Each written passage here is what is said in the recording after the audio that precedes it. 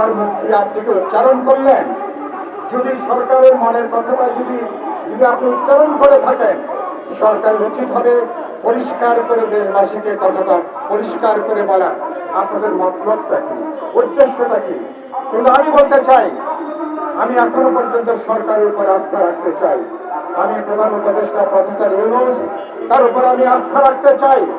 তিনি আগামী ডিসেম্বর বা জুন মাসের মধ্যে তিনি নির্বাচনের যে কথা বলেছেন, বাংলাদেশে একটা নির্বাচিত পার্লামেন্ট, জনপ্রতিনিধিত্বমূলক সরকার, তিনি যে পথে যাচ্ছেন, আমি তার উপরে এখনো আস্থা রাখতে চাই।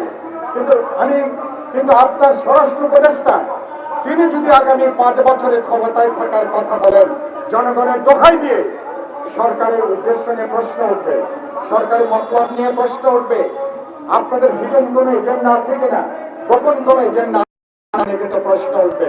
সেজন্য বলতে চাই, অতি কথন বন্ধ করুন, এখন বাড়িয়ে কথা বলা বন্ধ করুন। মানুষের নাম করে আপনারা যেগুলো করছেন, তাতে সরকারের সাথে রাজনৈতিক দলগুলো আরো দূরত্বটা তৈরি হবে, ভুল বোঝাবুঝি তৈরি হবে, অবিশ্বাসের জায়গাটা বাড়বে। তাতে আমরা যেটুকু অর্জন করতে পারতাম, সে অর্জন কিন্তু বিনষ্ট হয়ে যাওয়ার আশঙ্কা থাকে।